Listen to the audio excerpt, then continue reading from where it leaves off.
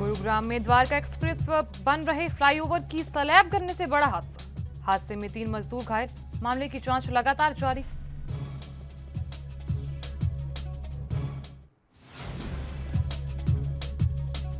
Gangster Kuldeep फजा को Delhi police ने encounter में मार गिराया। फजा पेशी के दौरान हुआ था फरार। हत्या जैसे 70 मामले थे दर्ज।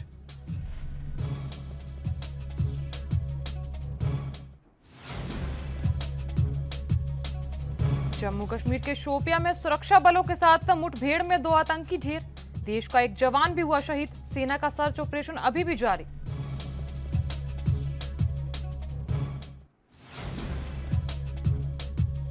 और कोरोना की बेलगाम रफ्तार जारी। महाराष्ट्र में 24 घंटों में 166 मौतें। दिल्ली में शादियों के लिए जारी हुई नई गाइडलाइंस।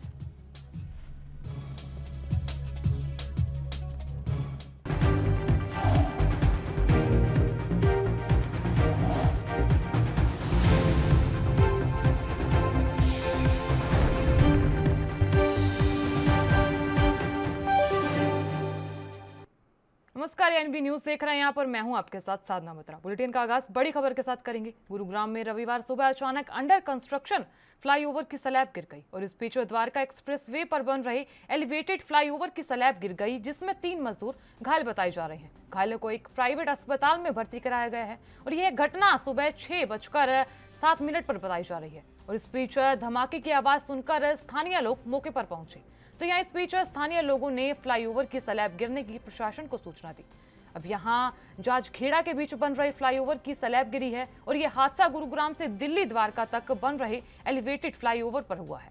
और इस बीच स्लैब गिरने से आसपास के लोगों में अफरा तफरी का माहौल बन गया। वहीं पुलिस का यहाँ कहना है कि इस हादसे में 3 मजदूर घायल हो गए हैं और जहाँ काम कर रहे थे। और इस बीच घायल मजदूरों को अस्पताल में भर्ती कराया गया है।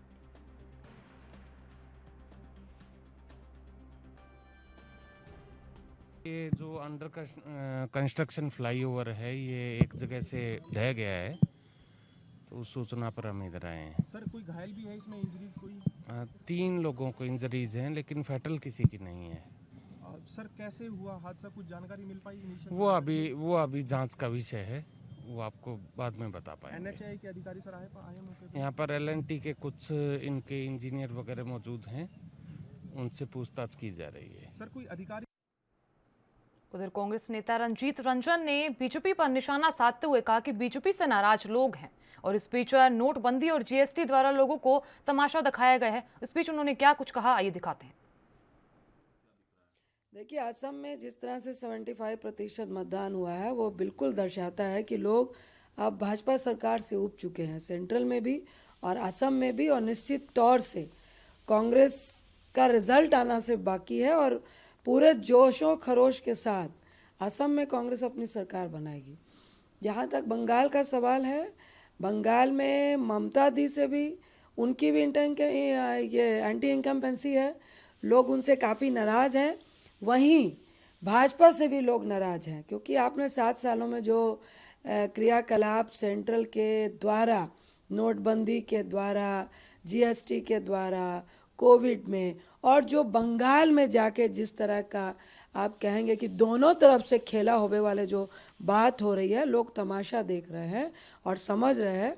मुझे पूर्ण विश्वास है कि कांग्रेस और लेफ्ट वहाँ पे बहुमत लेकर आएंगे। कि जब कांग्रेस की गवर्नमेंट थी, उन्होंने प्राइवेट फ्लाइट्स को बंद किया ताकि वो गवर्नमेंट को जो लोन लिया था उन्होंने तेल के रूप में, वो वापस नहीं दिया। तो मैं तो भाजपा से ये पूछ रही हूँ कि सरकारें किस लिए बंद कर रहे हैं? क्या आप अपना वहाँ पे मुफ्त का इलाज चलवा रहे हैं या आपके सारे मिनिस्टर उसमें मुफ्त में जा रहे हैं? जिस तरह से LIC अच्छी भली प्रॉफिट में थी, आपने उसको भी बेच दिया। तो क्या वजह है? आप ये क्यों नहीं कह पा रहे हैं? आप एक तरफ कहते हैं लोकल फॉर वोकल और सरेआम सारी देसी चीज़ों को, सारी गवर्नमेंट की चीज़ों को बेच रहे हैं। तो देशी और स्वदेशी का जो आपका नारा है, उसमें हमारी इंडियन एयरलाइंस भी है, तो उसको आप क्यों बेच रहे हैं? क्या आपके पास ऐसा कोई प्लान नहीं है? उधर NIA ने माओवादी से तृणमूल कांग्रेस के नेता बने छत्रधर महतो को गिरफ्तार कर लिया है। तो इस बीच बताया जा रहा है कि NIA ने महतो को देर रात 3 बजे लालगढ़ में स्थित उनके घर से गिरफ्तार किया है। यहाँ जानकारी के मुताबिक महतो को UAPA के तहत 2009 के राजधानी एक्सप्रेस केस में गिरफ्तार किया गया था और इस बीच महतो को आज कोर्ट में पेश किया जाएगा। यह आपको बता दें कि पहले भी महतो को एनआईए ने गिरफ्तार किया था, लेकिन जेल से आने के बाद महतो को टीएमसी में शामिल कर दिया गया था। और इस बीच छत्रधर महतो को बीते साल माओवाद का रास्ता छोड़कर तृणमूल कांग्रेस में शामिल हुए थे। यह ममता बनर्जी ने लालगढ़ आंदोलन के दौरान छत्रधर महतो के साथ मंच साझा किया और तभी से आरोप लगने शुरू हो गए थे कि ममता बनर्जी माओवादियों का समर्थन ले रही हैं। तो बता दें आपको कि एनआईए ने माओवादी से तृणमूल कांग्रेस के नेता बने छत्रधर महतो को गिरफ्तार कर लिया है। बताया जा रहा है कि एनआईए ने महतो को देर रात 3 बजे लालगढ़ में स्थित उनके घर से गिरफ्तार किया और इस बीच जानकारी के मुताबिक महतो को यूएपीए के तहत 2009 के राजधानी एक्सप्रेस केस में गिरफ्तार किया गया था। जानकारी के मुताबिक महतो को आज कोर्ट में पेश किया जाएगा और इस बीच आपको यह भी बता दें कि पहले भी महतो को एनआईए ने गिरफ्तार किया था। तो यहां जेल से आने के बाद महतो को टीएमसी में शामिल कर लिया गया था। उधर यूपी के कानपुर में कार्डियोलॉजी अस्पताल के आईसीयू में रविवार सुबह अचानक आग लग गई और आग लगने के बाद अस्पताल परिसर में हड़कंप मच गया। तो यह मरीजों को आनन फानन में खिड़की तोड़कर बेड समेत बाहर निकाला गया। जानकारी मिलते ही संबंधित थाने की पुलिस और फायर ब्रिगेड मौके पर पहुंचे। तो यहाँ दमकल की गाड़ियां आग लगने के बाद प्रयास कर रही हैं आग बुझाने का और इस बीच कार्डियोलॉजी के पूरे भवन में धुआं भर गया। आग लगने का कारण अभी स्पष्ट नहीं हुआ है, लेकिन अब हॉस्पिटल मैनेजमेंट का दावा है कि ग्राउंड और फर्स्ट फ्लोर के शीशे तोड़कर मरीज को बाहर निकाला गया और इस बीच मरीजों को दूसरी जगह शिफ्ट किया गया। तो यहाँ कानपुर के स्वरूप नगर थाना क्षेत्र में कार्डियोलॉजी बड़ा सरकारी हॉस्पिटल है। तो यहाँ आपको ये भी बता दें कि कानपुर देहात और आसपास के इलाकों में बड़ी संख्या में दिल के मरीज ऑपरेशन और इलाज के लिए इस हॉस्पिटल में आते हैं।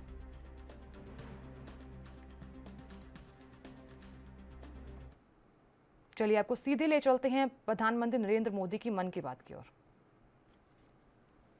भलाई के हो, देश की भलाई के हो, भारत के उज्जवल भविष्य के लिए हो और संकल्प वो हो जिसमें मेरा अपना स्वयं का कुछ न कुछ जिम्मा हो, मेरा अपना कर्तव्य जुड़ा हुआ हो। मुझे विश्वास है गीता को जीने का ये सुवर्ण अवसर हम लोगों के पास है। मेरे प्यारे देशवासियों, पिछले वर्ष ये मार्च का ही महीना था। देश ने पहली बार जनता कर्फ्यू शब्द सुना था, लेकिन इस महान देश की महान प्रजा की महाशक्ति का अनुभव देखिए। जनता कर्फ्यू पूरे विश्व के लिए एक अचरज बन गया था। अनुशासन का ये अभूतपूर्व उदाहरण था। आने वाली पीढ़ियां इस एक बात को लेकर के जरूर गर्व करेगी। उसी प्रकार से हमारे कोरोना वॉरियर्स के प्रति सम्मान, आदर, थाली बजाना, ताली बजाना, दिया जलाना, आपको अंदाज नहीं है कोरोना वॉरियर्स के दिल को कितना छू गया था वो। और वही तो कारण है जो पूरी साल भर वे बिना थके, बिना रुके डटे रहे। देश के एक एक नागरिक की जान बचाने के लिए जी जान से जूझते रहे। पिछले साल इस समय सवाल था कि कोरोना की वैक्सीन कब तक आएगी। साथियों, हम सबके लिए गर्व की बात है कि आज उधर उत्तर प्रदेश के मेरठ जनपद में एसटीएफ की टीम ने शनिवार को शहर के कई इलाकों में छापा मारा और इस दौरान एसटीएफ की टीम ने तमंचा और पिस्टल बनाने वाली फैक्ट्री का भांडाफोड़ किया है। तो यहां पुलिस ने मौके से 6 लोगों को गिरफ्तार किया है। तो यहां आपको जानकारी दे दी कि एसटीएफ की टीम ने शनिवार को लिसाड़ी गेट, ब्रह्मपुरी किठौर और टीपी नगर में छापा मारा। तो यहाँ टीम ने तमंचा और पिस्टल बनाने वाले अवैध फैक्ट्री का पर्दाफाश करते हुए मौके से 100 से ज्यादा अवैध पिस्टल और तमंचे और हथियार बनाने का सामान बरामद किया है। तो यहाँ पुलिस की जांच में पता चला कि आरोपी तमंचा 1500 से 5000 रुपए में ये तमंचा बेचा करता था। वहीं पिस्टल को 25 से 30,000 में बेचा जाता था और इस बीच पुलिस ने आधा दर्जन लोगों को गिरफ्तार किया है। तो यहाँ आपको ये भी बता दें कि मेरठ में पुलिस और एसटीएफ का साझा अभियान चल रहा है। बताया गया कि प्रधानी के चुनाव में अवैध हथियारों की भारी डिमांड की जा रही थी और इसी के चलते पुलिस अभियान चलाकर कार्रवाई कर रही थी। तो यहाँ शुक्रवार को भी पुलिस ने छापा मारकर अवैध हथियार बनाने की फैक्ट्री का भांडाफोड़ किया था।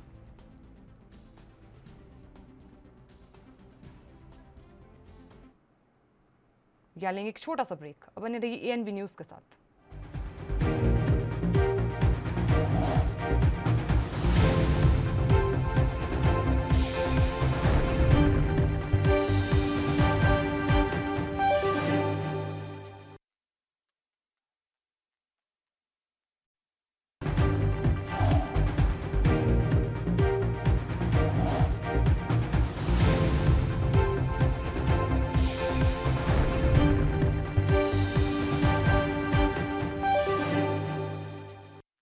के बाद आप सभी का स्वागत है। खबरों में आगे बढ़ते हुए राजधानी दिल्ली में कोरोना संक्रमण के बढ़ते मामलों के मद्देनजर इस बार लोग घरों में ही होली का त्योहार मनाएंगे, क्योंकि सार्वजनिक जगहों पर होली खेलने पर पाबंदी लगा दी गई है। और इस बीच कोरोना संक्रमण के मद्देनजर दिल्ली पुलिस ने लोगों को घर में ही परिवार के साथ होली खेलने की अपील की है। तो यहाँ घर के बाहर पार्क, सड़क, मार्केट और सार्वजनिक स्थलों पर होली खेलने पर मनाही रहेगी। और इस बीच नियमों का उल्लंघन करने वालों के खिलाफ सख्त कार्रवाई की जाएगी। पुलिस अधिकारी ने बताया कि कोरोना के बढ़ते मामलों के मद्देनजर दिल्ली आपदा प्रबंधन प्राधिकरण ने आदेश जारी कर दिया है और इसी के तहत सार्वजनिक स्थानों पर होली खेलने पर प्रतिबंध लगाया गया है। तो यहाँ आदेश को न मानने पर पुलिस की कड़ी नजर रहेगी।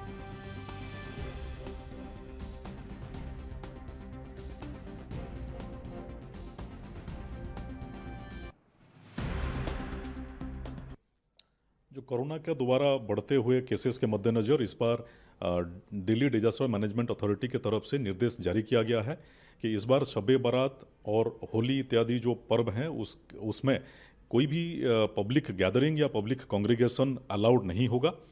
और लोग जैसे पिछले सालों में बाहर निकल करके ग्राउंड्स पे या पार्क्स पे होली इत्यादि मनाते थे, इस बार कोई भी public place, public park, public ground इत्यादि जगहों पर होली इकट्ठा होकर के होली मनाने के लिए इजाज़त नहीं दी गई है। लोग अपने घर पर ही अपने परिवार वर्ग के साथ होली मनाएं और कोरोना की रोकथाम के लिए सरकार और समाज की साथ में और पूरी होली में होली के अवसर पर जो कुछ लोग उपद्रवी इसको एक उपद्रव करना या छेड़खानी करने का एक बहाना बना करके करते हैं, रोड के ऊपर मोटरसाइकिल स्टंट करना या ड्रंकन ड्राइविंग करना, उसको रोकने के लिए, उनके खिलाफ एक्शन लेने के लिए पूरी दिल्ली पुलिस ट्रैफिक पुलिस के साथ जगह जगह पिकेट्स और पेट्रोलिंग करते हुए इसको चेक करेगी और जो भी इस कोरोना के प्रोटोकॉल्स या तो इस डीडीएमए का आदेश का पालन जो उल्लंघन करते पाए जाएंगे उनके खिलाफ। चलिए आपको बड़ी खबर क्यों ले चलते हैं, तो बता दें आपको कि किसान आंदोलन की तरफ से इस वक्त की बड़ी खबर। आज किसान आंदोलन का 122वां दिन है और लगातार किसान अपनी मांगों को लेकर अड़े हुए हैं। और इस बीच कृषि कानूनों के खिलाफ किसानों का हल्ला बोल लगातार जारी है। तो बड़ी खबर इस वक्त की, दिल्ली बॉर्डर पर आज होलिका दहन होगा। तो बड़ी खबर इस वक्त की तमाम दर्शकों के सामने है। तो बता दें आपको कि कृषि कानूनों की कॉपियां जलाएंगे आज किसान। तो बड़ी खबर, आज शाम रविवार को किसान आंदोलन के तहत आज कानूनों की कॉपियां जलाई जाएंगी। तो बड़ी खबर इस वक्त की, बता दें आपको कि होलिका दहन में आज कृषि कानूनों की कॉपियां जलाई जाएंगी। दिल्ली बॉर्डर पर आज होलिका दहन। तो बड़ी खबर इस वक्त की, कृषि कानूनों की कॉपियां जलाई जाएंगी आज। तमाम दर्शकों के सामने इस वक्त की बड़ी खबर, किसान आंदोलन का आज 122वां दिन है। तो लगातार किसान अपनी मांगों को लेकर अड़े हुए हैं। तो बड़ी खबर इस वक्त की, कृषि कानूनों के खिलाफ किसानों का हल्ला बोल लगातार जारी है। दिल्ली बॉर्डर पर आज किसानों का होलिका दहन होगा।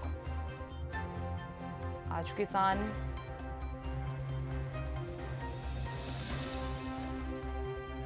तो बड़ी खबर इस वक्त की, किसान आंदोलन का आज 122वां दिन है। तो लगातार आप अपनी टीवी स्क्रीन पर बड़ी खबर देख पा रहे हैं। कृषि कानूनों के खिलाफ किसानों का हल्ला बोल लगातार जारी है। तो बड़ी खबर इस वक्त की, दिल्ली बॉर्डर पर आज होलिका दहन होगा किसानों का। और आज किसान कृषि कानूनों की कॉपियां जलाएंगे।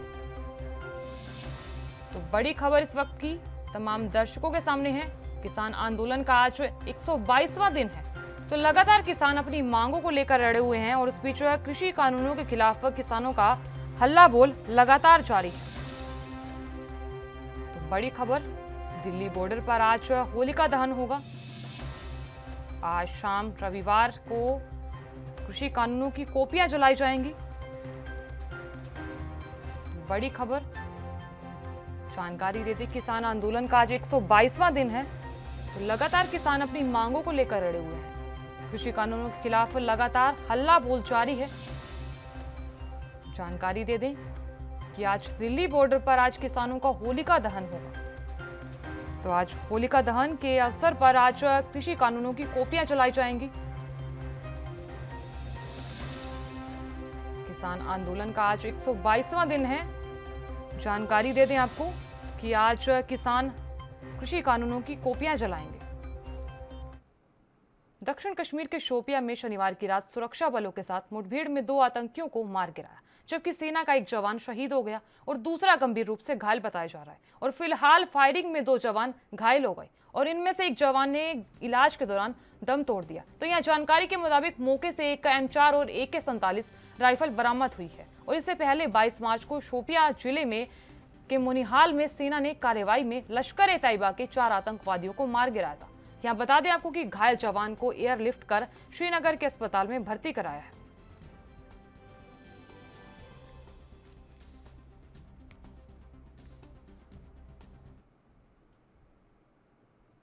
या लेंगे एक छोटा सा ब्रेक। अब बने रहिए ANB न्यूज के साथ।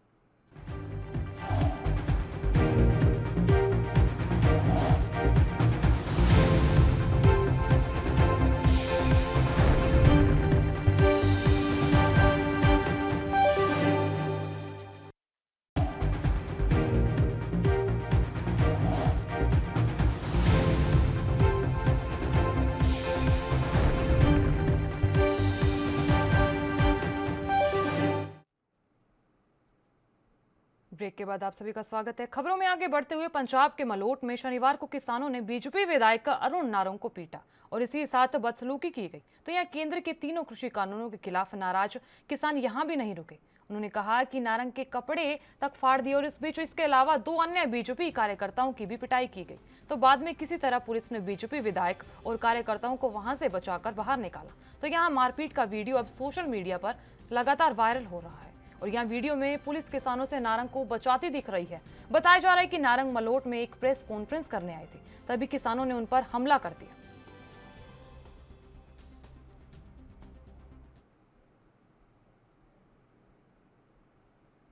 उधर दिल्ली पुलिस ने कुख्यात अपराधी कुलदीप फजा को एनकाउंटर में मार गिराया है। तो यहाँ दिल्ली पुलिस स्पेशल सेल में हाथ लगी है बड़ी कामयाबी। तो आपको बता दें कि स्पेशल सेल ने दिल्ली के रोहिणी में कुलदीप फजा और उसके साथियों को स्पॉट किया था। तो यहाँ पुलिस टीम ने जब फजा को रोका तो उसके पुलिस पर गोली चला दी।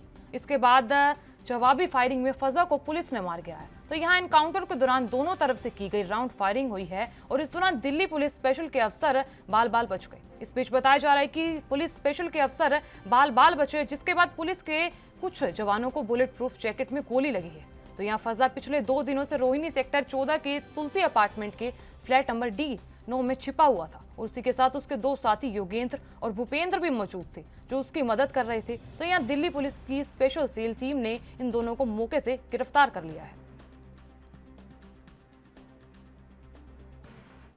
कोरोना से एक बार संक्रमित होने और बॉडी में एंटीबॉडी बनने और वैक्सीन का एक खुराक लेने के बावजूद अगर कोई दोबारा संक्रमित हो जाए तो निश्चित ही चिंता की बात है। तो इस बीच जयपुर में भी एक ऐसा ही केस सामने आया है जिसमें डॉक्टरों को हैरान कर दिया है और इस मामले में पेशेंट के म्यूटेंट कोरोना वायरस से नए स्ट्रेन से संक्रमित होने की आशंका जाहिर की जा रही है। और इसी के तहत अब हॉस्पिटल में पेशेंट के सैंपल को पुणे के नेशनल इंस्टीट्यूट ऑफ वायरोलॉजी और जयपुर के सवाई मान मेडिकल कॉलेज में भेज दिया गया है। तो यहाँ पीड़िता बीते साल नवंबर में कोरोना संक्रमित हुई थी और फिलहाल अभी 15 दिन पहले ही महिला ने कोरोना वैक्सीन की पहली डोज ली थी, बावजूद इसके भी वो संक्रमित पाई गई।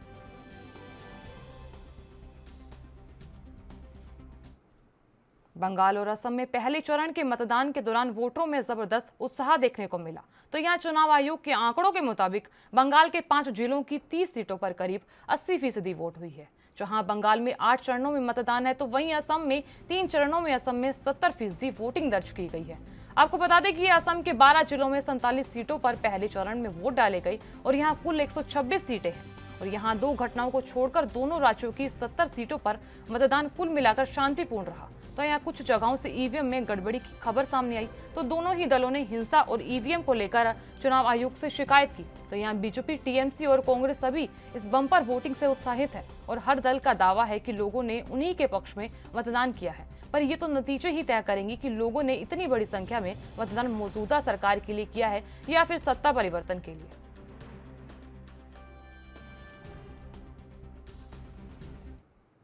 राजधानी में कोरोना के बढ़ते मामलों को देखते हुए दिल्ली सरकार ने कड़ा रुख अख्तियार कर लिया है और इस बीच कोरोना के संक्रमण के लोगों को बचाने के लिए दिल्ली डिजास्टर मैनेजमेंट अथॉरिटी ने शादी समारोह और अंतिम संस्करण अंतिम संस्कार सहित अन्य पब्लिक कार्यक्रमों में शामिल होने वाले लोगों की संख्या सीमित कर दी है। तो यहाँ DDMA आदेश के अनुसार अगर किसी बंद जगह पर शादी समारोह का आयोजन हो रहा है तो क्षमता के 50% लोग एकत्रित होंगे, लेकिन अधिकतम संख्या 100 लोगों से अधिक नहीं होगी। और इसी के साथ ही खुले एरिया में आयोजित किसी शादी या अन्य समारोह में 200 से ज्यादा लोग शामिल नहीं हो सकते।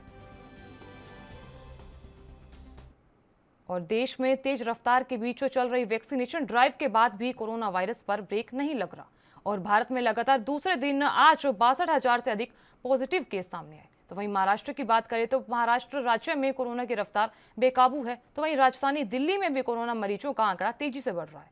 तो वहीं कोरोना के कहर को देखते हुए होली के मौके पर महाराष्ट्र से लेकर दिल्ली तक नई गाइडलाइंस जारी कर दी गई है। तो महाराष्ट्र में जहां आज से नाइट कर्फ्यू लगा दिया गया है, वहीं दिल्ली में शादी समारोह के लिए गेस्ट की संख्या तय कर दी गई है। हालांकि केजरीवाल सरकार ने फिलहाल दिल्ली में लॉकडाउन से साफ इंकार कर दिया है।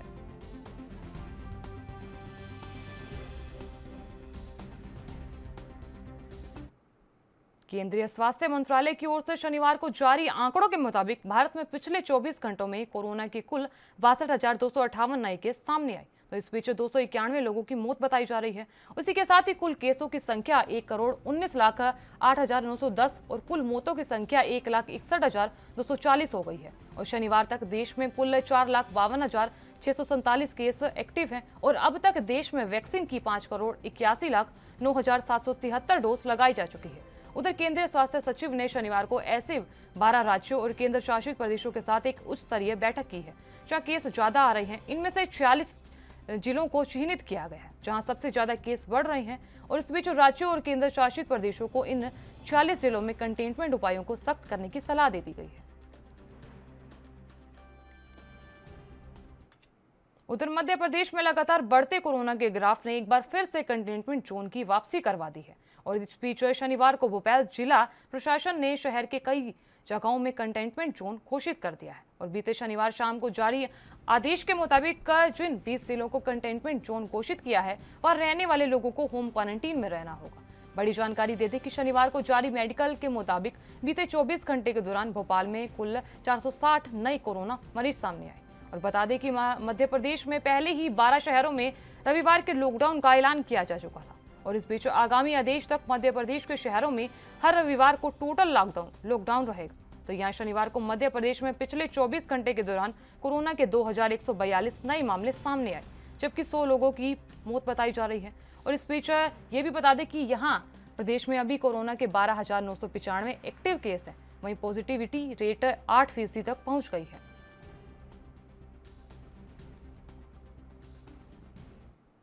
दुनिया की सबसे बड़ी वैक्सीन निर्माता company serum institute of India के CEO अदार पूनावाला ने ट्वीट कर जानकारी दी कि भारत में अमेरिकी वैक्सीन कोवोवैक्स का ट्रायल शुरू हो गया है। और ऐसे में कोवोवैक्स को अमेरिकी वैक्सीन निर्माता कंपनी नोवावैक्स ने तैयार किया है। तो यहाँ पूनावाला ने यह भी बताया कि इस वैक्सीन को UK और अफ्रीका को डबल म्यूटेड वेरिएंट के खिलाफ प्रयोग करके देखा गया और इसमें से 89 कारगर साबित हुआ है। उन्होंने जानकारी दी कि ट्रायल के बाद इसे सितंबर महीने में लॉन्च करने की उम्मीद बताई जा रही है। यहाँ पे बता दें आपको कि serum institute of India DJCI मंजूरी के बाद कोरोना के खिलाफ इस दूसरी वैक्सीन का प्रोडक्शन करने जा रहा है। और इसी के पहले सीरम ने ऑक्सफोर्ड यूनिवर्सिटी के साथ मिलकर कोविशील्ड बनाई है। भारत में लोगों को दी जा रही, साथ ही इसी के साथ ही देश को भी सप्लाई की जा रही है ये वैक्सीन।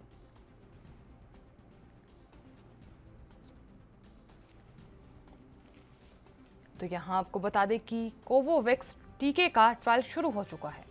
तो बड़ी जानकारी पूनावाला इसे किस कंपनी के साथ मिलकर बना रहे हैं, इस बात की जानकारी उन्होंने खुद दी।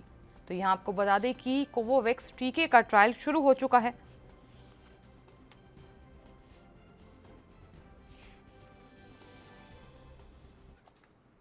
मौसम में लगातार बदलाव जारी है। और इस बीच बता दें आपको कि होली के पहले पंजाब, हरियाणा, दिल्ली, उत्तरी राजस्थान, पश्चिमी उत्तर प्रदेश, मध्य प्रदेश और महाराष्ट्र में तेज बारिश के साथ ओलावृष्टि की संभावना नजर आ रही है। मौसम विभाग की माने तो पश्चिम बंगाल, पूर्वी असम, अरुणाचल प्रदेश, लक्षद्वीप, केरल और अंडमान निकोबार द्वीप समूह में कुछ स्थानों पर गरज के साथ हल्की से मध्यम वर्षा होने की संभावना बनी हुई है। और ऐसे में भारतीय मौसम विभाग की ओर से इस हफ्ते की मौसम की भविष्यवाणी की है। और इसी के अनुसार राजधानी दिल्ली में इस वीक तापमान में वृद्धि नजर आएगी। वहीं अब उत्तर प्रदेश, राजस्थान, पंजाब और चंडीगढ़ में तापमान में भी बढ़ोतरी की गई है। तो यहाँ आपको ये भी बता दें कि जम्मू कश्मीर, हिमाचल प्रदेश और उत्तराखंड में हफ्ते के अंत में मौसम करवट ले सकता है।